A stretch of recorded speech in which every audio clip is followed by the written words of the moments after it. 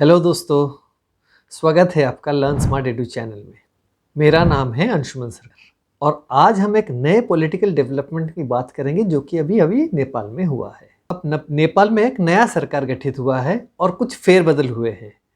आपको तो पता ही है, उनका जो डिप्टी प्राइम मिनिस्टर हुआ करते थे नारायण काजी श्रेष्ठ, वो डिप्टी प्राइम मिनिस्टर के साथ साथ होम मिनिस्टर हुआ करते थे। अब इस फेरबदल में वो बन गए हैं foreign minister, deputy prime minister और फॉरेन मिनिस्टर। अब 10-15 दिन, मार्च 5 तारीख को शायद उनका स्वेरिंग इन हुआ नए मिनिस्ट्री का, और 10-15 दिन में ही न्योता आ गया। न्योता, आमंत्रण, जो भी बोल सकते हैं, लेकिन अगर देखा जाए तो चाइना ने फॉरेन मिनिस्टर श्रेष्ठ को बुलाया है, एक बुलावा भेजा है कि आओ हमसे मिल के जाओ। और वांग यी जो है वो मिलेंगे नारायण काजी श्रेष्ठ को मंडे 25 तारीख मार्च के। तो अब क्यों बुलाया है उनको, वो भी जानना ज़रूरी है। ऐसे तो हम आकलन ही कर सकते हैं कि क्यों बुलाया है। बुलाया हो सकता है, उन्होंने बुलाया है BRI के एग्रीमेंट को फाइनलाइज करने के लिए, फिर बॉर्डर ट्रेड जो है वो सारे जो ट्रेड ओपन करने के लिए, या कुछ डिफेंस डील्स करने के लिए, या और ट्रेड रिलेटेड इश्यूज़ के लिए। लेकिन हमारा फोकस रहेगा BRI, क्योंकि ना BRI जो है चाइना का एक बहुत ही इम्पॉर्टेंट प्रोजेक्ट है और वो चाहता है कि हर छोटा देश उसमें शामिल हो। तो इसी के चक्कर में शायद उन्होंने नारायण काजी श्रेष्ठ को बुला भेजा है कि आओ हमें मिल के जाओ। अब वो जाएंगे चाइना में 3 शहर घूमेंगे और एक बुआओ फोरम फॉर एशिया का एक समिट है, उसको अटेंड भी करेंगे। तो अब यहाँ इस बीच क्या हुआ है, नेपाल में जो फेरबदल हुआ है सरकार में, ये ऐसे हुआ है कि पुष्पकमल दहल प्रचंड जो हैं वो तो प्राइम मिनिस्टर थे और उनको सपोर्ट करता था नेपाली कांग्रेस। तो नेपाली कांग्रेस का लगभग 89 मेंबर्स सपोर्ट करते थे इनको। लेकिन बीच में क्या हुआ कि उनके नेशनल असेंबली के चेयरमैन के अपॉइंटमेंट को लेके अपना जो प्रचंड के साथ नेपाली कांग्रेस के शेर बहादुर देउबा के साथ कुछ आनाकानी हो गई। शेर बहादुर देउबा चाहते थे उनके पार्टी के कोई चेयरमैन बने, लेकिन प्रचंड ने अपने भाई को चेयरमैन बना दिया। तो इसके बाद क्या हुआ, शेर बहादुर देउबा ने अपना सपोर्ट वापस ले लिया। लेकिन प्रचंड ने क्या कहा कि बाय हुक और बाय क्रूक मैं गवर्नमेंट में रहूँगा और मैं प्राइम मिनिस्टर बना रहूँगा। तो फिर वो गए दोबारा से KP शर्मा ओली के साथ हाथ मिला लिया। ये प्रचंड जो है उसी KP शर्मा ओली को अपने पार्टी से बहिष्कार किया था, फिर उन्होंने जाके एक नया पार्टी संगठन तैयार किया था और फिर इलेक्शन लड़ा था। तो देखिए, जिसको उन्होंने पार्टी से बाहर निकाला उसी के साथ जाके फिर से हाथ मिलाया। पॉलिटिक्स में सब जायज़ है, इससे हम कुछ बोल नहीं सकते हैं, सब कुछ चलता है पॉलिटिक्स में। तो अब हुआ ये कि हम अगर नेपाल के पार्लियामेंट की बात करें कि नेपाल के पार्लियामेंट में 275 मेंबर पार्लियामेंट है।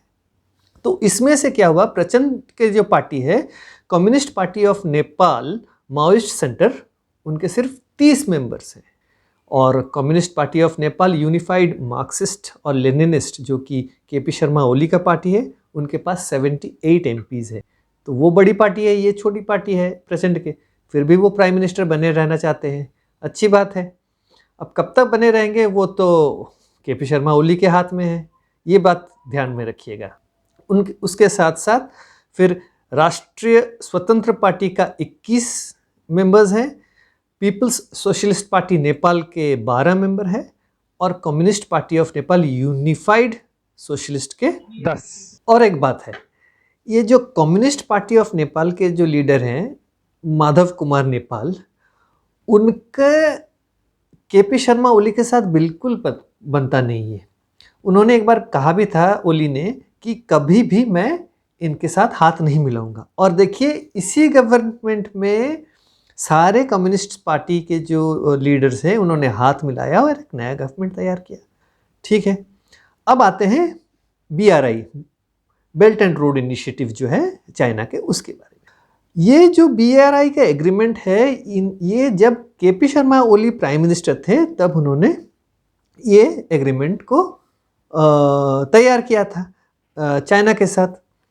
तो इस एग्रीमेंट में ऐसा है कि अगर ये एग्रीमेंट करते हैं और चाइना से लोन लेंगे और सारे प्रोजेक्ट्स पे काम करेंगे तो नेपाल टिक नहीं पाएगा, फिनेंशियली हार्ड हिट हो जाएगा, फिनेंशियली वो कोलैप्स कर जाएगा।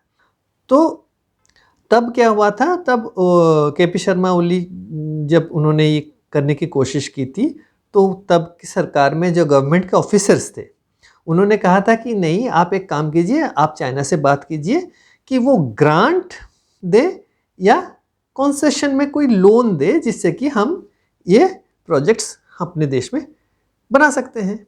अब ये पूरी कहानी क्या है, आइए हम देखते हैं। पूरी कहानी बीआरआई का ये है कि चाइना जो सिल्क रूट था, जो मध्यकालीन से मिडिएवल पीरियड से जो सिल्क रूट था चाइना से लेके यूरोप तक वाया सी रूट और लैंड रूट, उसका रिक्रिएशन वो करना चाहता है इस बेल्ट एंड रोड इनिशिएटिव के थ्रू। वो चाहता है कि सारे देशों के साथ उसका लिंक बना रहे और उसके साथ वो ट्रेड करे और सीधे यूरोप तक जाके पहुँचे। अब 2019 में जब बीआरआई का एग्रीमेंट केपी शर्मा ओली ने किया था तो उस एग्रीमेंट में उन्होंने कहा था कि ठीक है, मैं करने के लिए तैयार हूँ और हम 35 प्रोजेक्ट्स चाहते हैं चाइना से, आप उस पर हमारे साथ काम कीजिए। तब चाइना ने क्या किया था, उसको काट पीट के उन्होंने क्या किया था, नहीं 35 प्रोजेक्ट्स नहीं, हम 9 प्रोजेक्ट्स में तुम्हारे साथ काम करेंगे और तुम्हें हम लोन देंगे, तुम्हारे प्रोजेक्ट्स पे काम करेंगे और तुम उस लोन को वापस करोगे। ये बात हो गई थी। इसमें एक चीज़ गौर करने वाली बात है, देखिए केपी शर्मा ओली ने चाइना को प्रपोजल दिया था कि भाई 35 प्रोजेक्ट है नेपाल के डेवलपमेंट के लिए। उन्होंने अपने देश के डेवलपमेंट के लिए कुछ सोच समझ के उनको प्रपोजल भेजा और दिया था, लेकिन चाइना ने उसको काट पीट के 9 कर दिया। अगर चाइना इतना ही इंटरेस्टेड है किसी देश के डेवलपमेंट में, वो 35 के 35 प्रोजेक्ट को करता, डेवलप फाइनेंस करता। बीआरआई इम्प्लीमेंटेशन में उसको 35 प्रोजेक्ट्स देने में क्या हर्ज है, लेकिन उसने नहीं किया, उसने काट के 9 प्रोजेक्ट्स कर दिए। जब ये हुआ था तब नेपाली कांग्रेस ने भी अपोज किया था और गवर्नमेंट के ऑफिसर्स भी अपोज किया था कि नहीं, ये हम लोन इतना नहीं लेंगे। क्यों? क्योंकि ऑलरेडी एक प्रोजेक्ट नेपाल में शुरू हुआ था, वो था पोखरा इंटरनेशनल एयरपोर्ट का। इसमें क्या था, इसमें चाइना ने लोन दिया था और कहा था कि इस एयरपोर्ट को डेवलप करता हूँ मैं और तुम्हारे यहाँ टूरिस्ट ही टूरिस्ट आएंगे और यहाँ ट्रेड भी बढ़ेगा और बहुत ज़्यादा आपका नेपाल का रोज़गार होगा, फिनेंशियली बहुत ये बेनिफिशियल होगा। लेकिन हुआ क्या, पोखरा एयरपोर्ट से, इंटरनेशनल एयरपोर्ट से कोई ऐसे आमदनी नहीं हुई है जो कि चाइना को लोन कर रिपेमेंट कर सके नेपाल। तो ऐसा ना हो कि बाद में नेपाल को पछताना पड़े इस एयरपोर्ट को लेके। अब हाल 1-2 दिन की बात है कि कहा गया है कि उसको नेपाल ने डिक्लेयर किया है कि एक टूरिस्ट डेस्टिनेशन के तौर पे उसको डेवलप किया जा रहा है।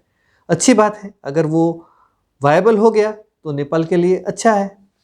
लेकिन ये नेपाल, ये इस प्रोजेक्ट के लिए जो है चाइना का जो एक्सपोर्ट इंपोर्ट बैंक है उसने दिया था $215.9 मिलियन। अब इतना रेवेन्यू तो जनरेट नहीं हुआ कि रिपेमेंट हो सके, क्योंकि ना इंटरनेशनल फ्लाइट्स भी इतना नहीं आते हैं वहाँ पे। अब उसके ऊपर ये भी देखा गया कि जो प्रोजेक्ट्स के जो काम के दौरान इतना करप्शन हुआ था, इंजीनियरिंग सेक्टर में हो या टेक्निकल सेक्टर में हो, पूरे जो प्रोजेक्ट्स में डेवलपमेंट तैयार करने में बहुत ज़्यादा करप्शन हुआ। ये भी गौर करने वाली बात है।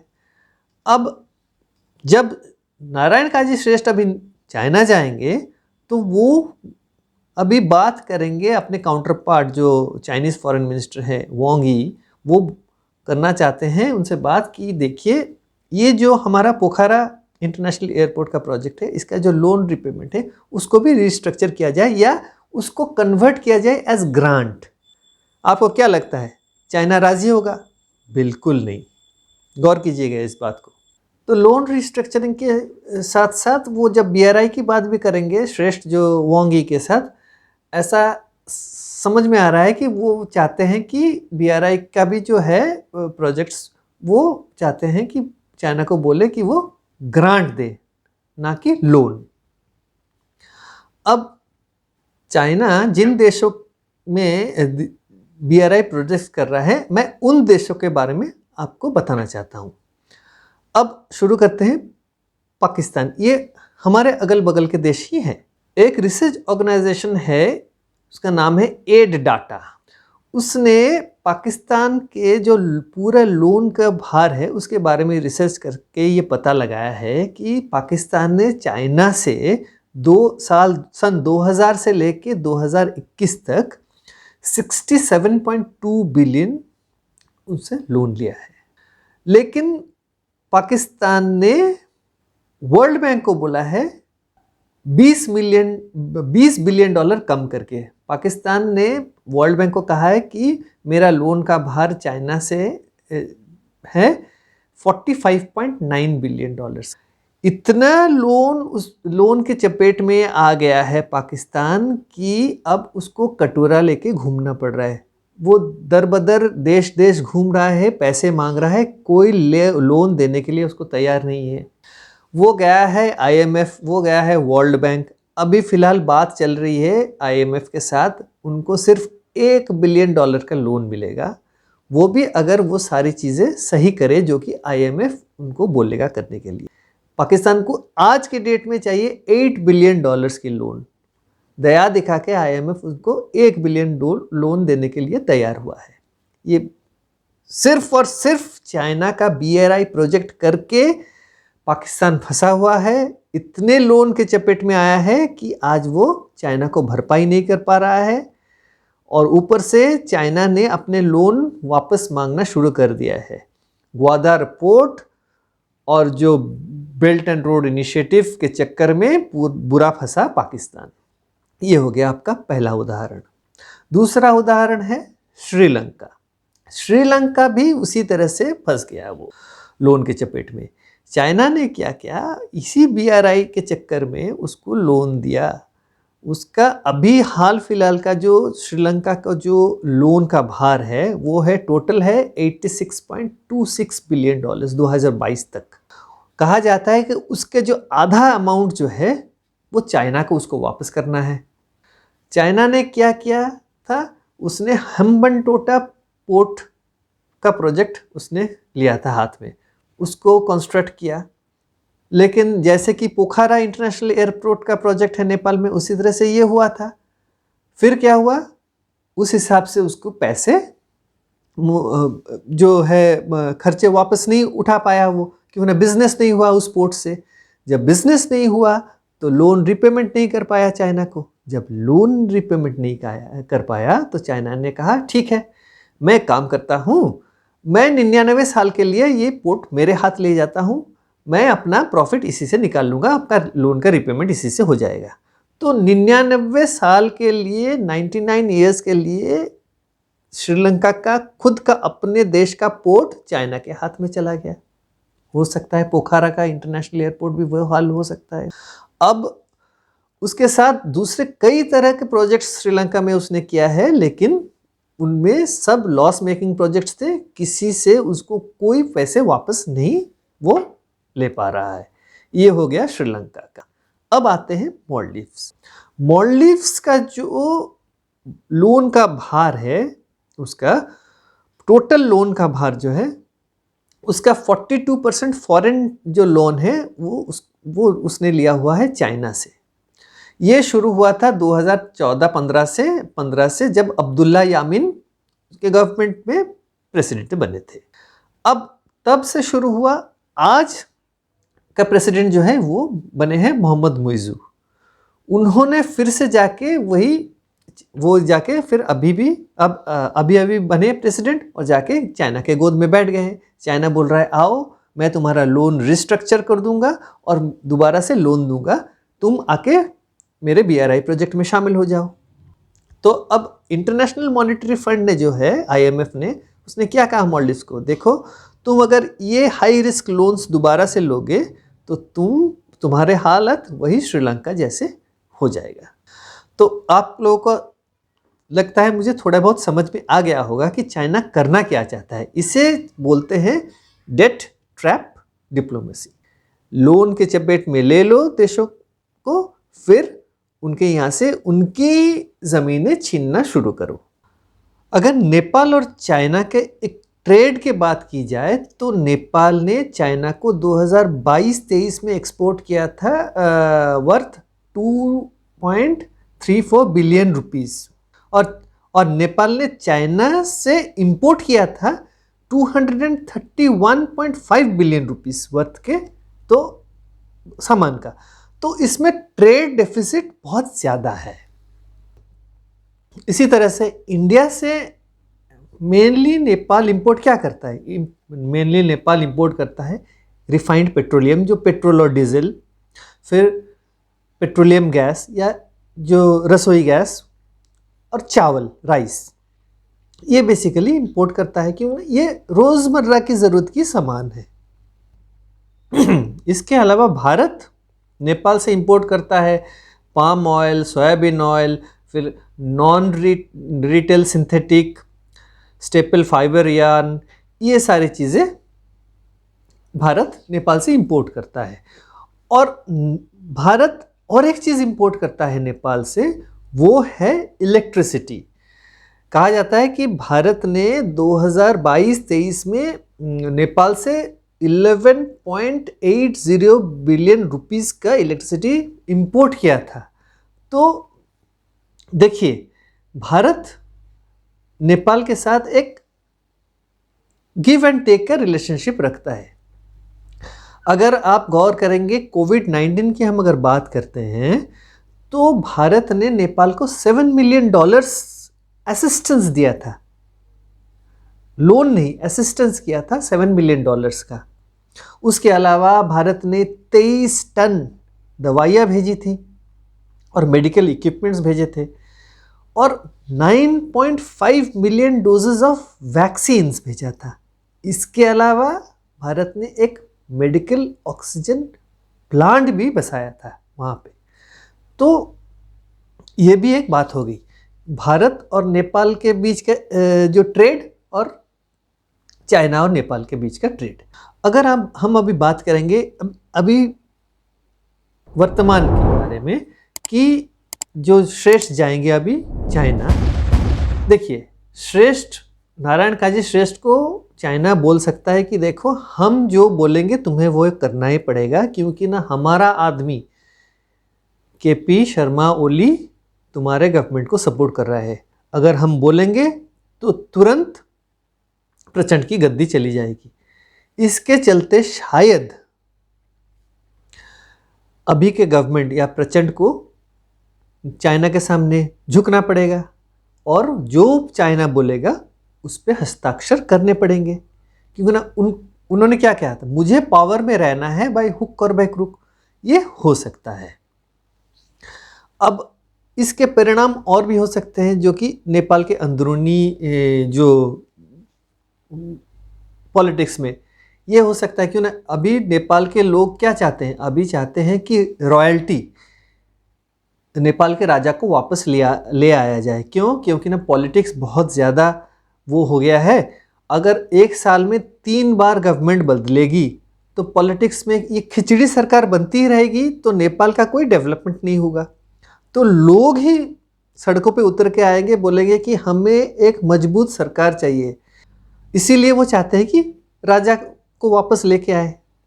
अब दूसरी बात क्या हो सकती है? दूसरी बात ये होगी कि अगर प्रचंड सरकार चाइना के सामने झुक जाएगी और सारी शर्तें चाइना के मान लेगी, उसी तरह से उनका हालत होगा जो कि पाकिस्तान, श्रीलंका और मालदीव्स का हो रहा है। देखिए, श्रीलंका में सबसे नज़दीकी था राजपक्षे परिवार, जो कि पावर में था तब चाइना के साथ।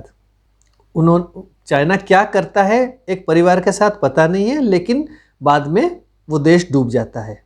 दूसरा हुआ है मालदीव्स के साथ, वो उसके प्रेसिडेंट के साथ क्या करता है, क्या बातचीत होती है, देश के लोगों को पता नहीं चलता है। धीरे धीरे वो लोन के चपेट में आ जाते हैं। पाकिस्तान वही हाल हुआ। उसी तरह से लोन लेते गए।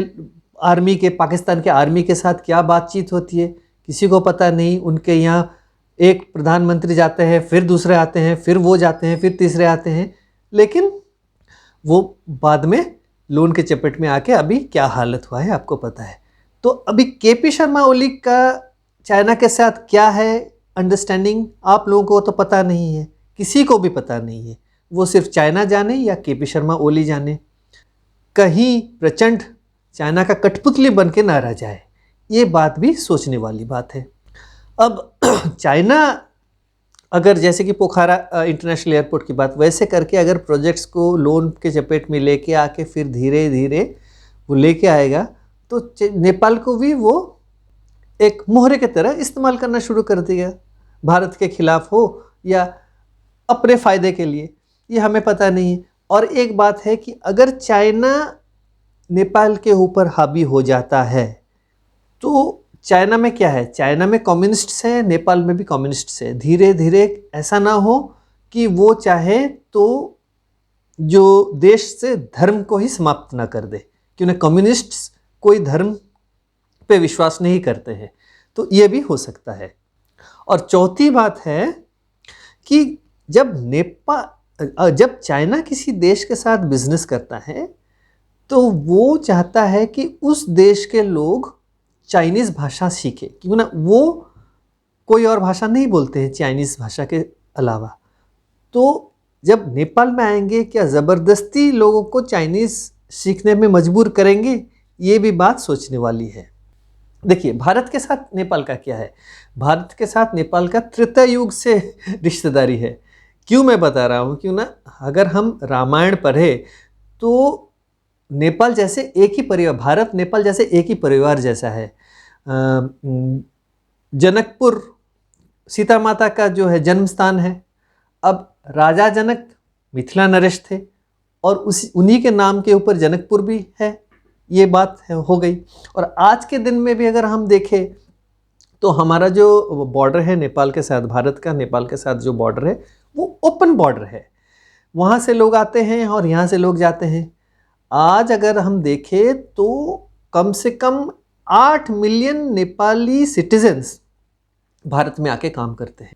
इतना ही नहीं, भारत से 6 लाख लोग जाते हैं वहाँ, रहते हैं नेपाल में, वहाँ पे बिजनेस करते हैं और दूसरे कामकाज करते हैं। तो अगर इतिहास के नज़रिए से भी देखा जाए तो ये जो पीपल टू पीपल कांटेक्ट है भारत और नेपाल के बीच, जो लोगों के साथ जो एक कांटेक्ट बहुत गहरा है। तो ये इतिहास से लेके हमारे जो सांस्कृतिक वो सारी जो मेल मिलाप है बहुत गहरा है ये। और अभी हाल फिलहाल में जो राम मंदिर प्रतिष्ठा हुआ है तो नेपाल से भी लोग आ रहे हैं, यहाँ विज़िट कर रहे हैं। और हमारे यहाँ से भी तो जनकपुर जाते हैं वहाँ सीता माता के जो जन्म स्थान को देखने और वहाँ के मंदिरों का दर्शन करने। और एक भी इम्पॉर्टेंट बात है जो कि युग युग से सैकड़ों सालों से होती आ रही है, भारत में जगन्नाथपुरी में जो जगन्नाथ मंदिर में जो भगवान के लिए जो कस्तूरी आता है जगन्नाथ जी के लिए, वो भी नेपाल से ही आता है। तो ये जो रिश्ता है हमारा सिर्फ व्यापारिक रिश्ता नहीं है, ये लोगों के बीच का भी एक बहुत ही गहरा रिश्ता है। तो हमें अभी सोचना पड़ेगा कि चीन क्या ये रिश्ते को तोड़ना चाहता है, चीन का मतलब क्या है और चीन क्यों चाहता है कि अपने लोग कुछ बिठा के नेपाल में घुटनों तक ले आने की कोशिश क्यों कर रहा है नेपाल को। ये हम और भी इस पे चर्चा करेंगे आगे। तो आज के लिए मैं इस वीडियो को यहीं समाप्त करता हूँ। अगर वीडियो अच्छा लगा है तो लाइक करें, दोस्तों के साथ शेयर करें और चैनल को सब्सक्राइब करना ना भूलें, क्योंकि ना मैं ऐसे ही रोचक वीडियो लगातार लेते आऊँगा। तो तब तक के लिए नमस्कार।